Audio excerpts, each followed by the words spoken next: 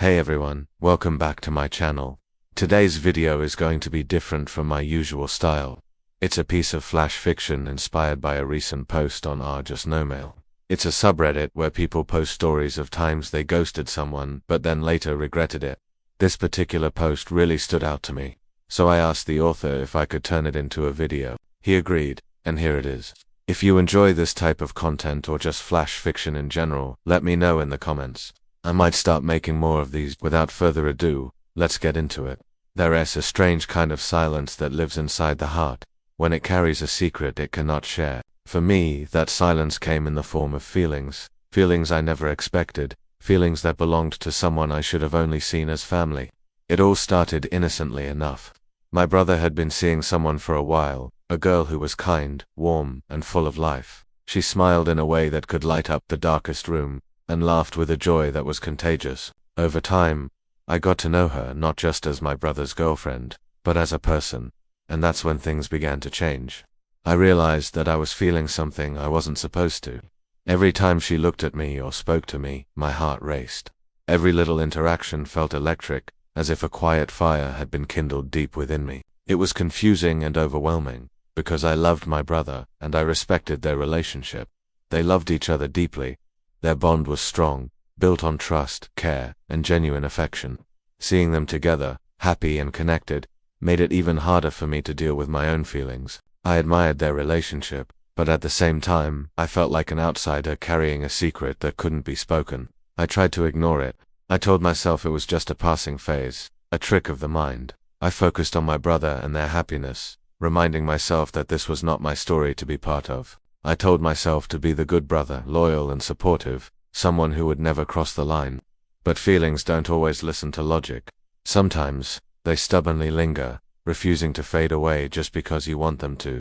I found myself thinking about her when I shouldn't, imagining moments that never happened, dreaming of conversations that would never take place. The worst part was the guilt. Guilt for feeling something I thought was wrong. Guilt for even allowing my heart to wander into a place it wasn't meant to go. I struggled with this every day, caught between my emotions and my conscience. One day, I finally decided I needed to confront these feelings, to understand them rather than bury them deep inside. I sat alone in my room, trying to untangle the knots in my heart. I realized that what I felt wasn't just attraction or desire. It was something more complicated. It was admiration, longing, and the human need to be close to someone who understood me. That understanding, however, came with a painful truth. I could never act on these feelings. Doing so would hurt my brother, damage our family, and break the trust that held us together. The love I had was not meant to be possessive or selfish. It had to be selfless, a silent respect for their bond, and a commitment to honor it no matter how hard it was. I made a promise to myself that day. I promised to hold my feelings quietly, to keep them from destroying what was important. I decided to focus on my own path, to grow as a person and find happiness elsewhere. Slowly, over time, the intensity of my feelings began to fade. It wasn't easy. Some days were harder than others. But with every passing moment, I learned more about patience, about boundaries, and about love that doesn't always need to be spoken aloud. In the end, I realized that love is not always about possession or fulfillment. Sometimes, love is about letting go, about caring enough to stay silent and supportive even when it hurts. My brother and his girlfriend continued their journey together, and I was able to be there for them, as a brother should, with respect, with kindness, and with an open heart. And as for me, I learned that the heart is resilient. It can heal, adapt, and find new reasons to beat with joy. So that's the story. Let me know what you think in the comments. Personally, I think the author did a great job writing this. It's emotional, well written, and deals with a difficult situation.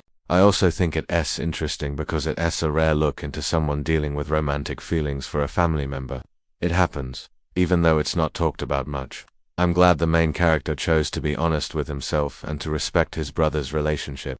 That takes strength and self-awareness. This story also reminds me that love comes in many forms. The love between siblings, the love between partners, and the love we may feel but choose not to act on. All of them are valid and important. What matters is how we choose to deal with them.